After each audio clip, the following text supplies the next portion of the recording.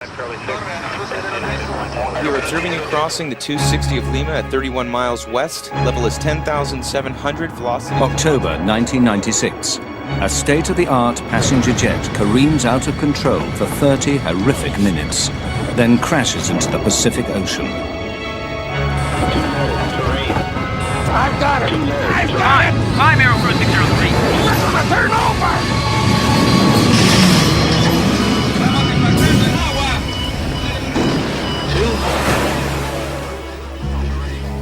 What could have brought down Aero Peru Flight 603?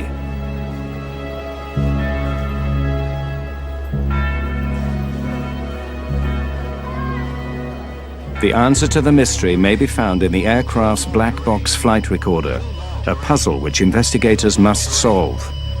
The story they uncover is how a simple human error set off a chain of events that ended in tragedy.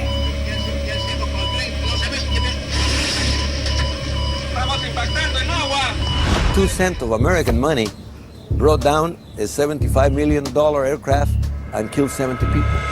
This kind of a problem that they faced that night was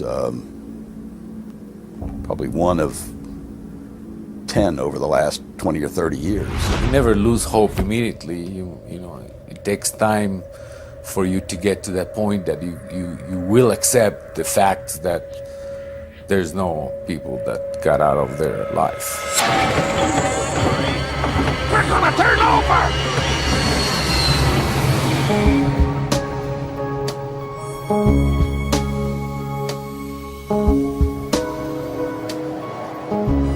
Lima, Peru.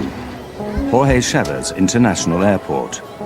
Aero Peru Flight 603 prepared for takeoff to Santiago, Chile. The plane was a 4-year-old Boeing 757, a state-of-the-art passenger jet known for its reliability and safety.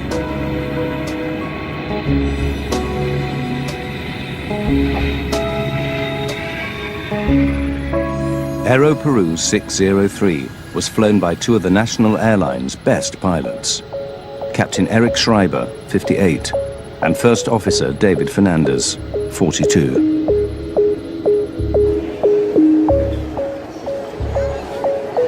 61 passengers and 9 crew members were aboard. Most were Chileans on their way home. Others were Peruvian, British, Italian, Spanish, 1 New Zealander, and other Latin Americans. Among them, the brother-in-law and close friend of Mexico businessman, Monas Albert. Our companies do business in South America. We export. And every so often we will go to see our clients, and on this trip, Kenny and Abraham went to see some clients in Peru and in Chile. I had a very good relationship with both of them. With my brother-in-law, of course, we were like brothers. I love the guy. He married my only sister, so we had a great relationship.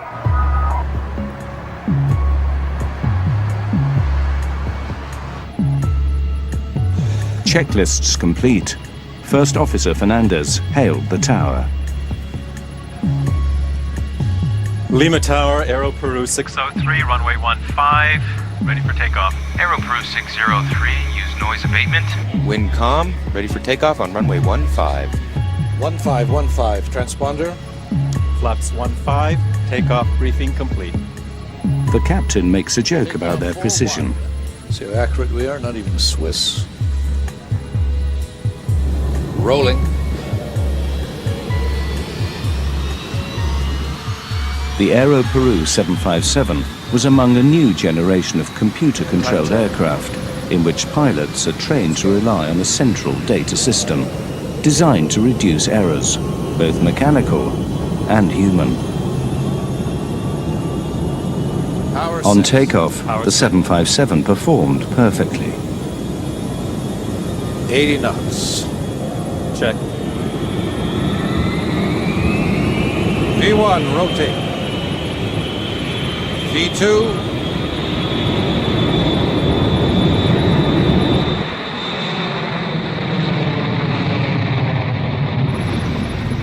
Gear up. the right. Within moments, the pilots received a highly unusual reading. +10. The altimeters are stuck. The altimeter indicates the height of the aircraft off the ground. It read 0, though they were obviously flying. The altimeters have stuck. Yeah, All of them. this is really new. Keep V2 +10. The 757 is equipped with 3 altimeters, one for pilot, one for co-pilot, one backup. All 3 were dead. Then they lost another crucial instrument, the airspeed indicator. The speed. Eh? The speed. What's going on? We're not climbing. No, I am climbing, but the speed. Hold it. Maintain speed. Aero Peru 603 left the lights of Lima, out towards the Pacific Ocean. With no airspeed or altitude instruments, the pilots were now flying blind.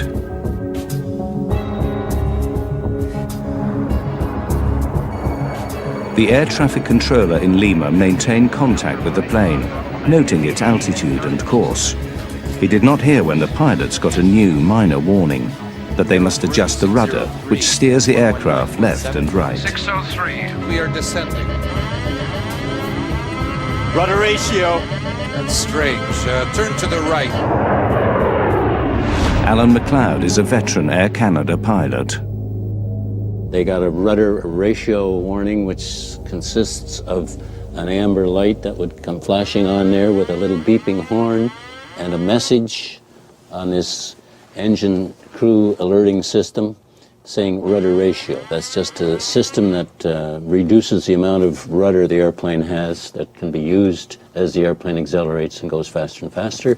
Because it was sensing wrong or improper information, it sensed a fault, so it gave a warning to the crew. The erratic warnings were being generated by the plane's central computer, but the pilots could not understand why.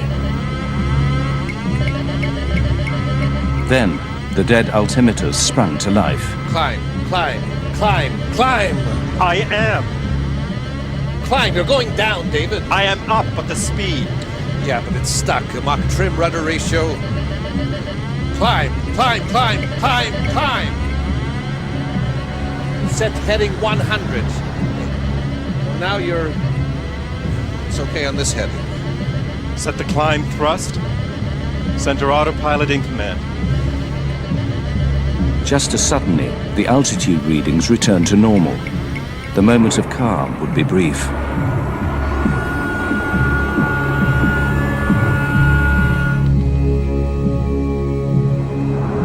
Just 1 minute after takeoff, Captain Schreiber attempted to engage the autopilot to give them time to think. There is no command.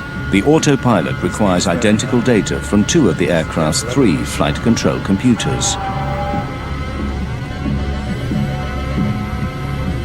But Schreiber's instrument readings were so different from those of Fernandez, the autopilot disengaged. Then another alert. Mach trim. Mach trim.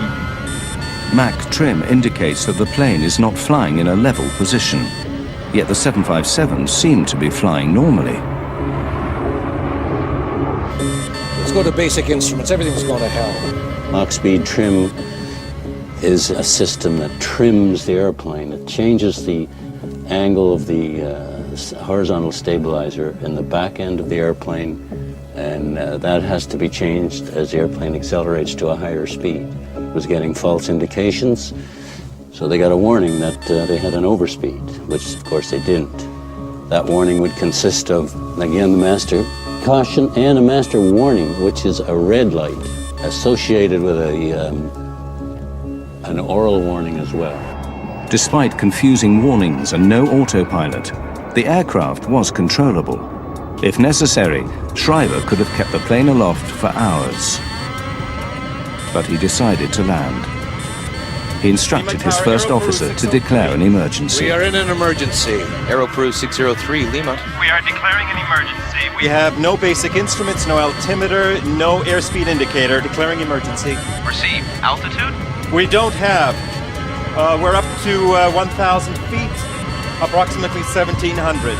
603. Confirm if possible if you can change your frequency to 119.7 to make sure you can receive radar instructions. Just 40 miles from Lima, the pilots of Aero Peru 603 now made their first attempt at an emergency landing.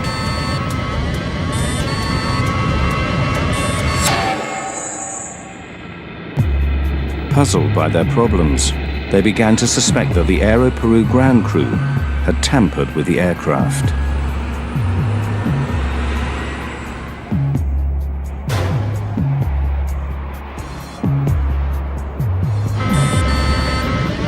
Change to 119.7. Auto throttle. Disconnected by itself. Is that in maintenance? Move everything. What have they done? I'll take the controls now. Okay, you have control. The pilots did not know that their suspicions were close to the truth.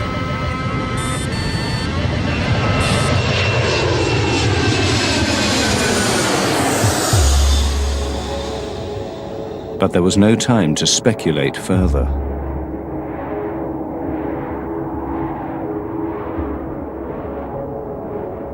Lima, 603.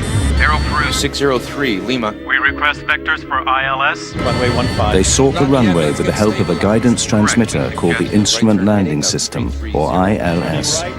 The ILS provides information on their course, while altitude information comes from the aircraft's transponder. Affirmative. Maintain present altitude. What level do we have?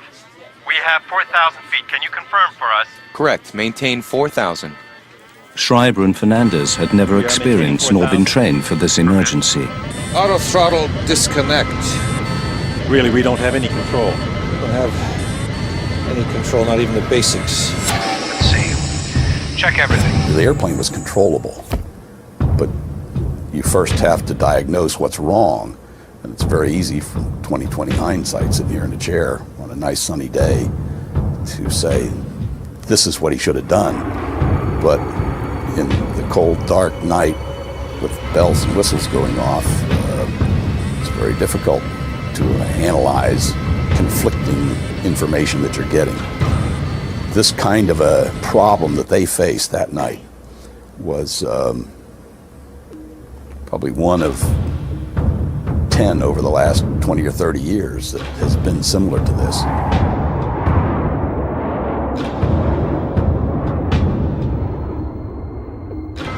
Over the dark Pacific Ocean, the pilots could not determine altitude nor speed by sight.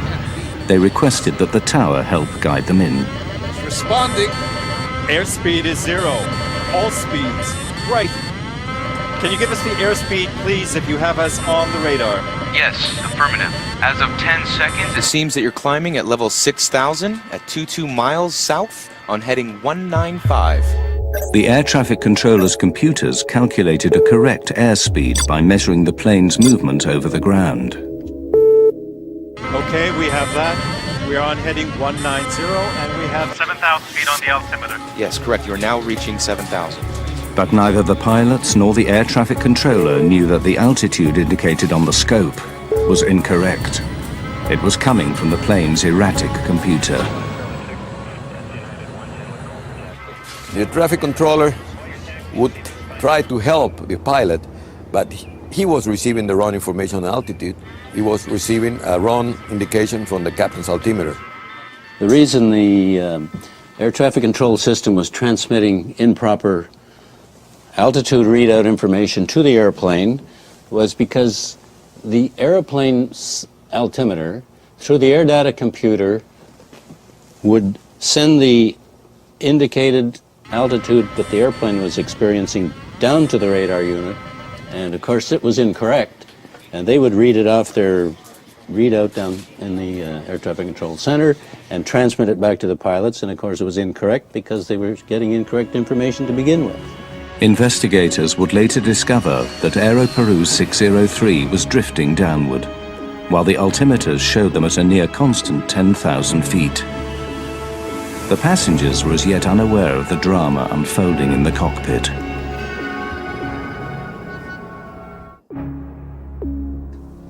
Avoid large or abrupt radar inputs. If normal left hydraulic system pressure available, left Now Captain hydraulic Schreiber system ordered Fernandez to available. scan the flight Yes, manual crosswind, for some do not attempt explanation of the auto land. warnings. Says left hydraulic system available.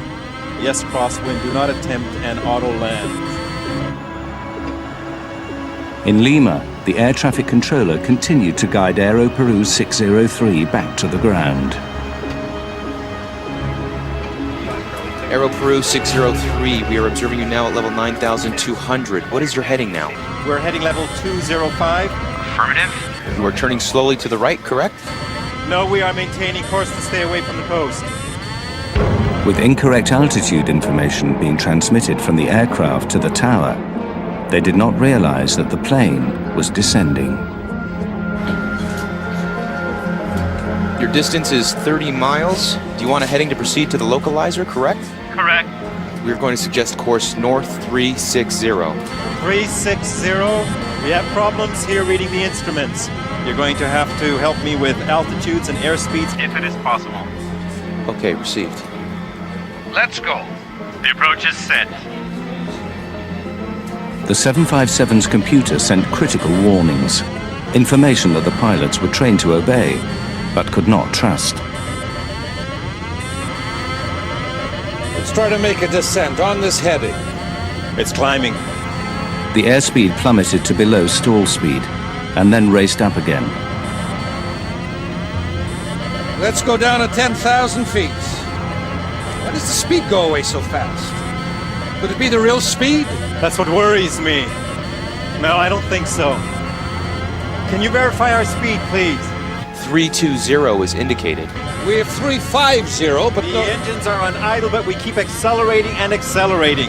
Okay, received. Nerves were now stretched tight. You can imagine the pilots, they're flying there. They don't have a true indication of the speed. They're obviously trying to fly the airplane and changing the attitude up and down. That in itself will change an indication of airspeed, although it was incorrect. Both pilots were really confused. They didn't know what to do. They didn't know how to act. And they did unhuman efforts to save the aircraft. But, I mean, they were really tired and of all the work and all the confusion and all the alarms. Fernandez suggested that they try the speed brakes, used to rapidly slow the aircraft. Extend the speed brakes. For a moment it appeared to be working. Then another warning. All three indicators are fine on speed, fine on overspeed. Overspeed means the plane is flying too fast. The pilots didn't believe it. But if it was right, the 757 could be torn apart. They were forced to make a decision, to speed up or slow down. If they got it wrong, 70 people would die.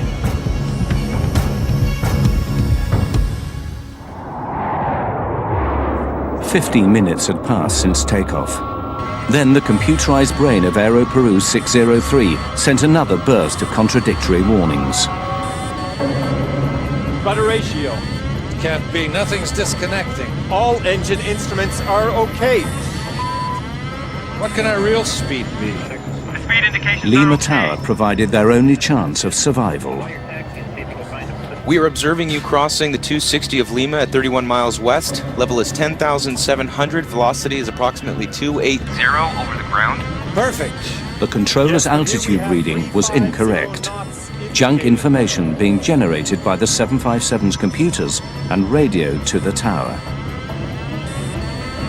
Overspeed. The brakes were on, but now That's another speed brakes. overspeed warning. Then the stall warning sounded. Let's descend. Can't be over speed. We're still flying.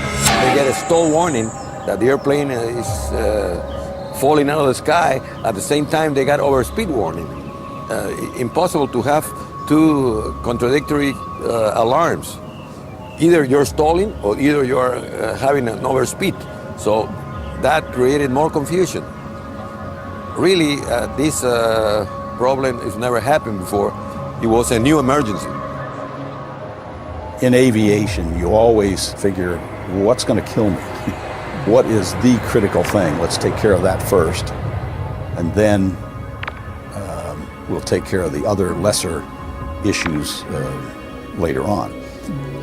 When you get stall warning or when you get an overspeed indication, you need to pay attention to those immediately. In this case, they were getting both a stall warning and an overspeed. Well, which is right? First Officer David Fernandez finally realized that the odds were against a safe landing. We request, is there any plane that can take off and rescue us? Acknowledged. Rescue has been alerted. Any plane in the area to guide us? An Aero Peru that may be in the area. Anybody? Oh, don't say anything like that. Yes, because right now we are in a stall. The stick shaker vibrated violently, indicating that the 757 was going too slow and could fall from the sky. Aero Peru 603. We have a 707 that is leaving for Putuel. We will advise him. We are not in a stall. It's a false alarm. Schreiber's airspeed indicator read 350 knots, well above stall speed. No, we have stick shaker. It has to be. But even with speed brakes and everything, we're maintaining 9,500 feet. Why aren't we getting the same reading? When the airplane is slowed up to a point in the air that it can no longer sustain itself in flight, it stalls. The wing stalls or stops flying. There's a warning system built into the airplane that tells the pilots when that's happening. And it's known as a stick shaker, along with a voice warning, which we just heard. When the stick shaker goes off because the airplane is slowed down too much, you get a warning like this, where the control column is shaking and vibrating, along with the voice warning saying that the airplane is stalling. And of course, the pilots would go into the aircraft stall recovery procedure at that point.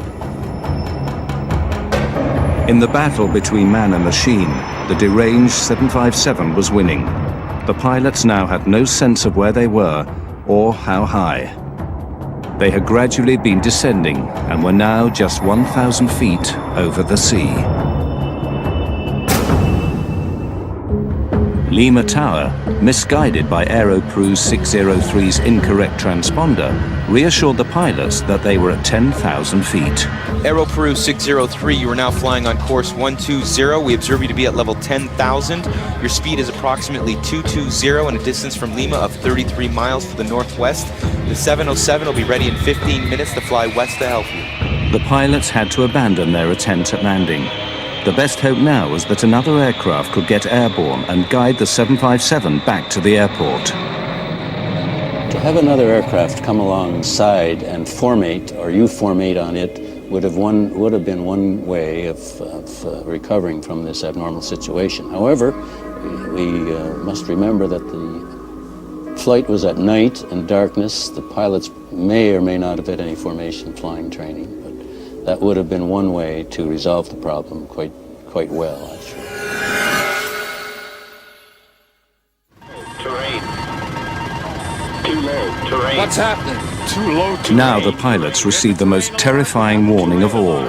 It is called the ground proximity alarm, meaning a collision with the Earth is imminent. Still, the tower told them they were at 10,000 feet. West course of 300. We have the terrain alarm and we're supposed to be at 10,000 feet? According to the monitor, you have 105. Too low. Terrain. Too low. Terrain. There is no checklist for if you have these 7 or 8 warnings going off, which they did, and they couldn't shut them off. It's a very rattling experience. I could play that tape for you, and you hear those things: whoop whoop, pull up, terrain, terrain, and all of these things going off, and the stick shaker. Brrr. It's a very unnerving environment. All the computers are going crazy here. Schreiber turned the aircraft toward the sea, away from a possible collision with a mountain or skyscraper. Too low. Terrain.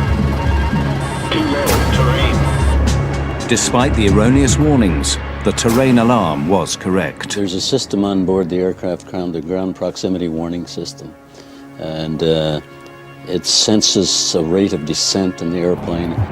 The irony of the situation was they were getting warnings from that saying too low, terrain, terrain, too low. That probably, in all probability, was a true warning. But because they'd been subjected to so many warnings and ongoing false warnings, horns, bells, and whistles, that they didn't really, I don't think, react to that too seriously. The air traffic controller noted Aero Peru's new course, away from Lima. Aero Peru 603. We observe you indicating the left turn to the west. I don't understand you. We observe you turning to the left, circling to the west. Affirmative, we are heading 250, but we are going out towards sea because of the low terrain alarm. The tower confirmed that the 757 had turned away from the airport, out toward the open Pacific. Yes, affirmative. We observe you 42 miles, flying to the west, course 250. We are over water, aren't we? Affirmative. Over the water. You are 42 miles to the west. Now in darkness and heavy haze, the pilots had another problem with their speed. Are we going down now? We have 370 knots. Are we descending now? We are showing the same speed. You have 200 knots Speed approximately. Speed 200 knots. 220 ground speed, reducing speed slightly. The pilots were stunned. 200 knots was precariously close to a stall speed. Damn, we're gonna stall right now. Let's go up. Let's see. Let's go up here. The two men struggled with the deadly situation. A computer that warns them of flying too fast, too slow, and too low all at once.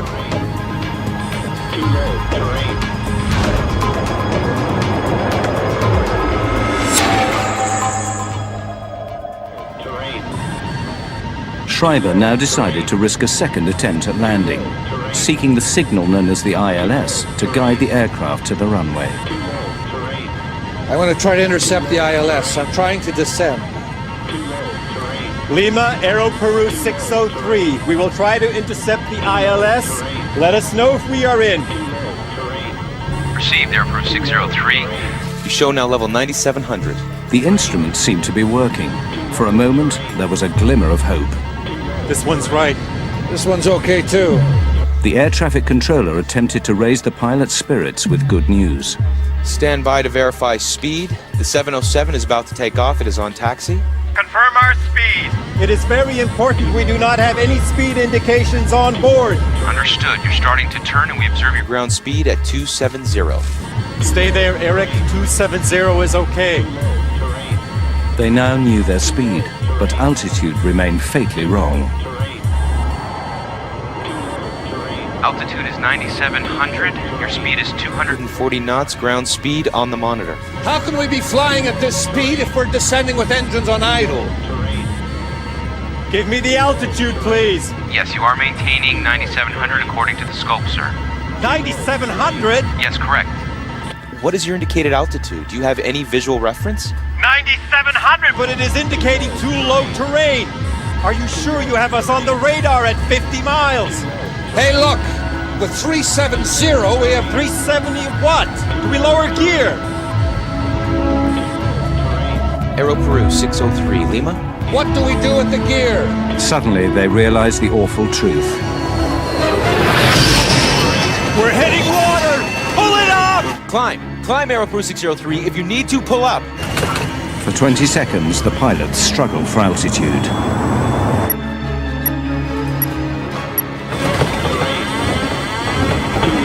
I've got it! I've got it! We're gonna turn over!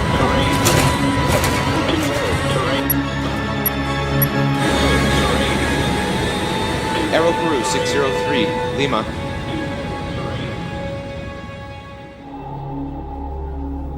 Aero Peru 603, Lima.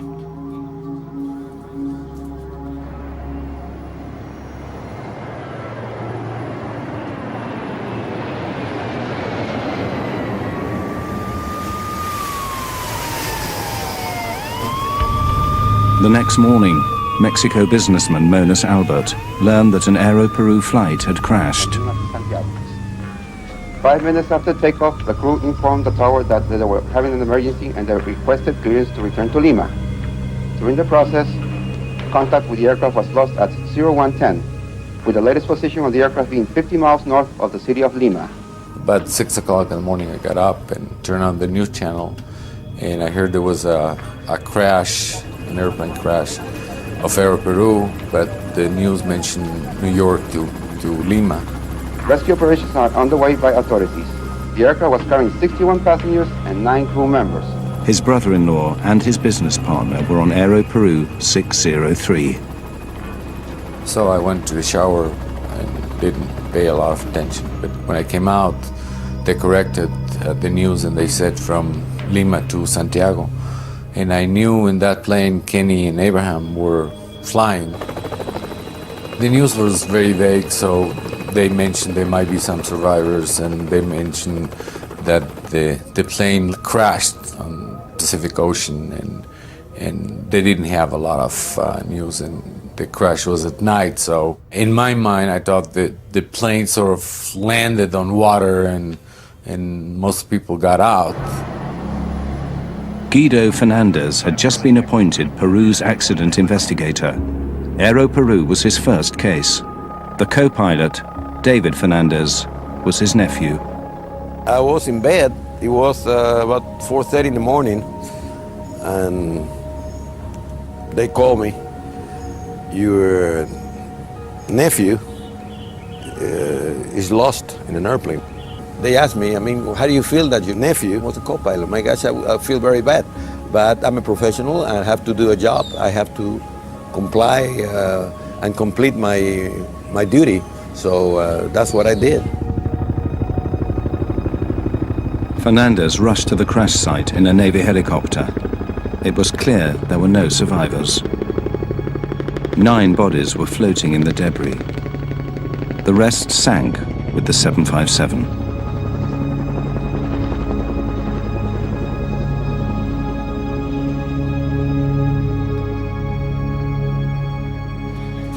Fernandez met with the air traffic controller at Lima Tower.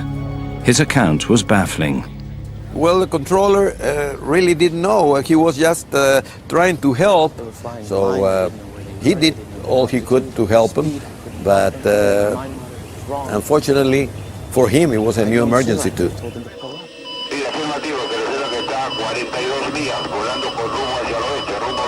Fernandez put thoughts of his nephew out of his mind.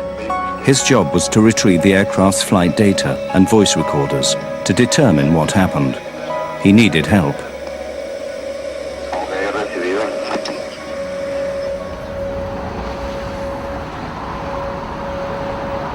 Fernandez contacted the National Transportation Safety Board in Washington, D.C., the world's leading agency for air accident investigation.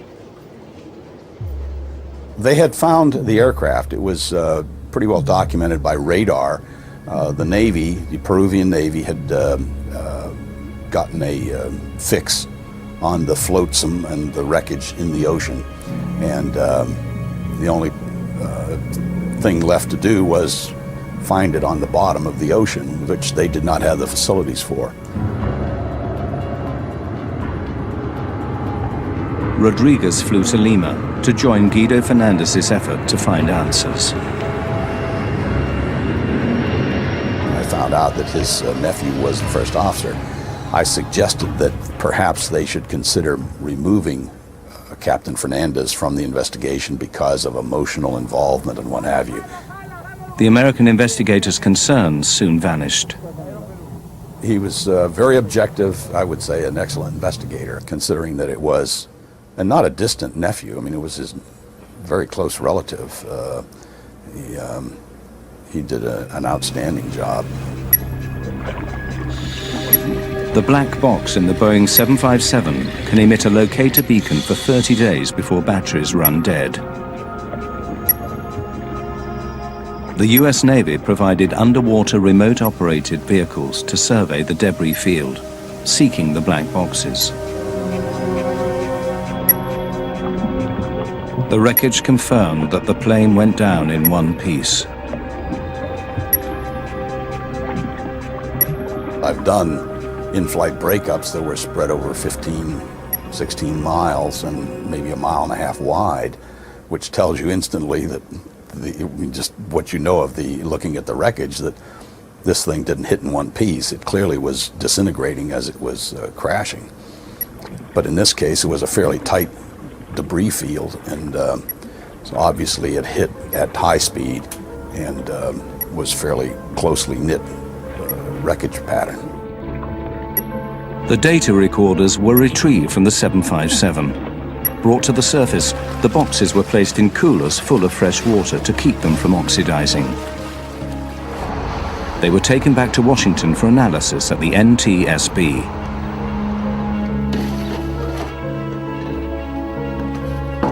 The cockpit recorder could offer the evidence investigators sought. Every word spoken by pilots Schreiber and Fernandez, and every unnerving alarm, was recorded on audio tape. The recorded voices were faint, sometimes hard to make out, but the chaos in the cockpit rang through with chilling clarity.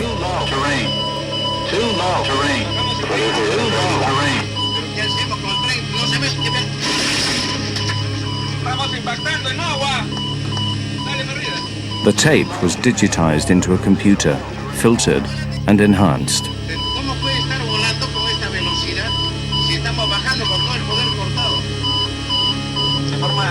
Now investigators had the clue they'd been looking for.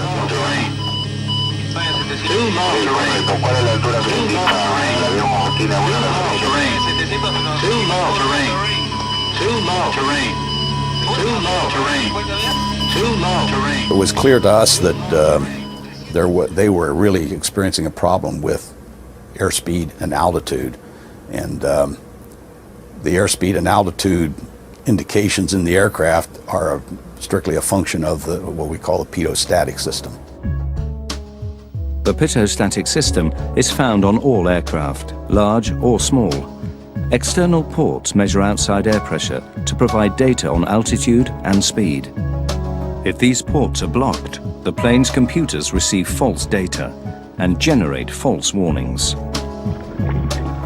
But why these ports would be blocked was a mystery. Robotic vehicles searched for the missing piece of the puzzle. What they found stunned investigators. Captain Schreiber's static port was completely blocked with tape. Investigators now learned what happened. Just before Aero Peru 603 lifted off from Lima, maintenance workers cleaned the aircraft. A worker covered the static ports with tape to protect them. This is standard procedure. But he forgot to remove the tape. It was a small oversight with catastrophic results.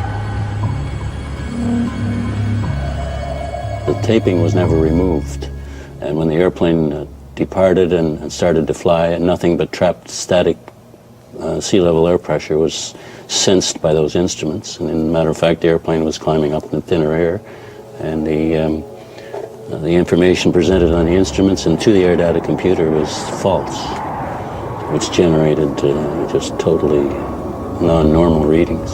The inspector who was supposed to quality check his work did not do it, and the supervisor out on the line that night was not there. He was sick, and there was a regular mechanic who was filling that role. He did not see it, and the captain or the pilot, in this case the captain, did the pre-flight. They do a walk around looking for just that kind of thing. The captain did the pre-flight that night, and he did not detect it either. A little piece of paper with glue caused an accident. But the paper and the glue are not to blame. Humans are to blame, because humans use that tape in the wrong place for the wrong purpose. Another accident, shockingly similar to Aero Peru 603, had happened just 8 months earlier to another 757. In February 1996, 189 people died when a German charter called Bergen Air crashed 5 miles after takeoff from Puerto Plata, Dominican Republic. The NTSB assisted in the investigation. A survey of the wreckage revealed that one pitot tube, the other critical part of the pitot-static system, was blocked. As with Aero Peru 603, night was the pilot's worst enemy. The Bergen Air pilot flipped the plane upside down before crashing into the sea.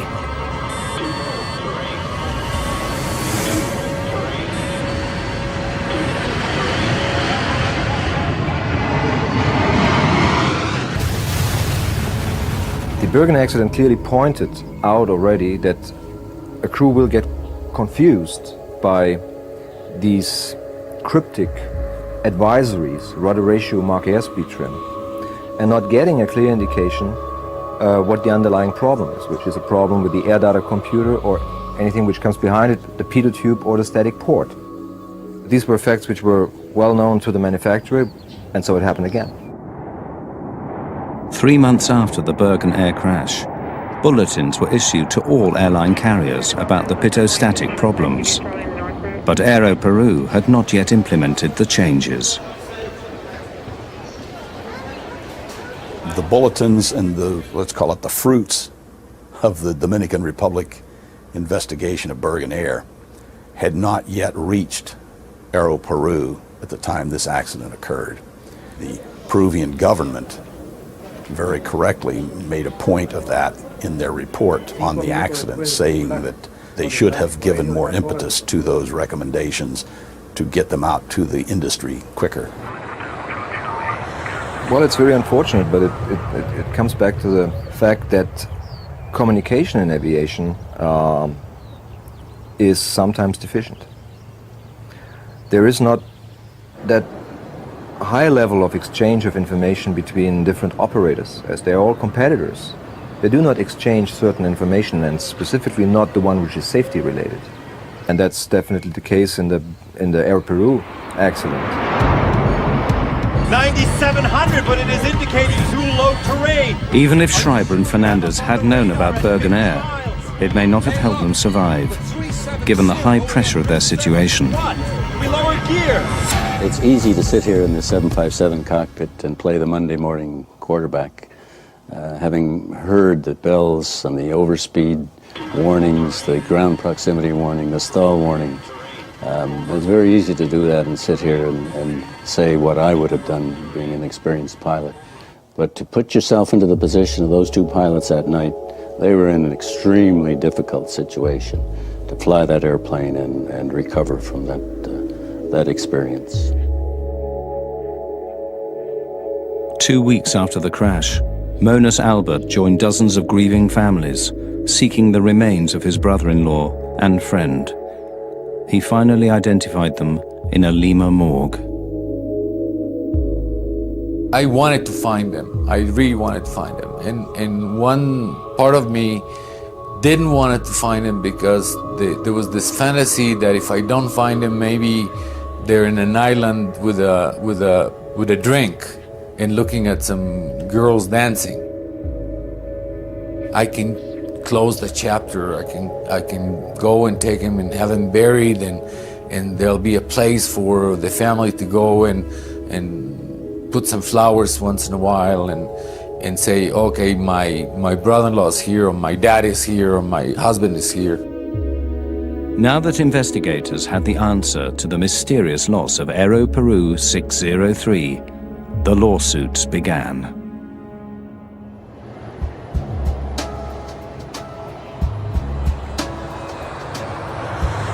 In November 1996, a Miami lawyer took on the case on behalf of 41 passengers and crew, arguing that the manufacturer, Boeing, was liable for the accident. Boeing has to foresee the misuse of their product. In other words, the manufacturer of a product is legally liable for the foreseeable misuse of their product, if it can be corrected. In other words, Boeing builds the airplane with a potential hazard in it. That hazard is that in order to clean the airplane, you have to cover the static port. And if you don't take it off, the airplane can crash. I wanted them back. And since I couldn't get them back, at least I wanted the wives of the victims to get compensated. How much is that worth? I don't know. I didn't know. Abraham had 3 daughters, and now they don't have a father. So what is the compensation? The best compensation, if can be done, is get them back. Give them life back again. But because that is not possible, then the other possibility is to get a monetary compensation. And then you fight for the best compensation you can get. Boeing argued that Aero Peru was at fault, not its 757. An Aero Peru worker taped the static port, which is marked with clear warnings. Boeing also blamed Captain Eric Schreiber. It was his job to visually inspect the aircraft before taking off. But investigator Richard Rodriguez can understand how Schreiber overlooked the tape on the static port. One of the reasons is it's very high. It's about maybe 15, 17 feet up in the air. And at night with the flashlight, and this happened to be duct tape, which you're not supposed to use. They specify the tape, and it was duct tape, which is silver. So it would not distinguish itself against the background of the fuselage of the aircraft. So basically 3 or 4 people failed to detect the tape on the aircraft prior to departure. As the search for blame continued, the worker who taped the ports was jailed for his negligence. Lawyers, you know, sometimes they confuse matters, and they send the guy and ask people questions and ask questions, and the one that stuck the tape was the painter, was the lowest cultured and the one that knew less about what could happen. And the judge resolved that he was the one responsible, and he was in jail. So that you don't lose the airplane because a maintenance man making $2 an hour down in Peru makes a mistake. It's foreseeable that that kind of a person is going to make a mistake. That's human nature, they're going to make a mistake. And you build your system so you don't lose your $50 million airplane because a maintenance guy makes a simple mistake. Schreiber and Fernandez were also scrutinized. Veteran pilot Alan McLeod believes that in their situation, he would not have attempted to land. He would have continued to fly for as long as he could, with the plane angled upward slightly and the speed set just above cruise. Experience has shown that if you don't fly the airplane when you're experiencing an abnormal situation, and they certainly were, you must fly the airplane. You must concentrate on flying the airplane and get the airplane under control, first and foremost. Are we going down now? We have 370 knots. If you don't do that, the airplane's going to bite you, and you're going to end up in more serious situations. So I would fly the airplane, make sure I was able to fly it safely, if only by using the attitude direction indicator and normal power settings that I was familiar with, and then eventually work my way back and get it on the ground. Pilots call it flying by numbers, relying not on computers, but on basic aviation and human instinct. It always becomes a problem when pilots are reduced to be push-buttonists. The man-machine interface has to work, and has to work as humans are to operate these airplanes. They have to be designed appropriately for the use of a human being. Of course, you can put in all digits and numbers and computer gimmicks, and you can, but still it's man who has to operate and survey it. And I believe a human being should be in charge. In 1999, Boeing and Aero Peru decided to settle the lawsuits out of court. Families and loved ones received an exceptional settlement, averaging $1 million US per victim. The damages were high because of the terrible way the passengers and crew on Aero Peru died. We were able to show that a lot of the people were alive. In a crash like this, a lot of the people would survive the crash and then died of drowning. There was no question in our minds that the people suffered terrible terror and pain when this happened to them. They were horrified. They were awake. They knew what happened. The disaster helped sink Aero Peru. Combined with increased competition and rising debt, the national airline went bankrupt in 1999. Boeing increased training on pitot-static problems and issued new regulations about unapproved static port covers. Since 1996, there has not been another pitot-static failure like the one on Aero Peru's 603. The designers of these products and the manufacturers of the products, I know that they have to take safety into account. They have to, of course, they do that because they know it's the right thing to do. but they also know that if they don't do it, there's going to be somebody watching them that's going to investigate it, that's going to find out why it happened, and that they're going to be accountable for what they do wrong.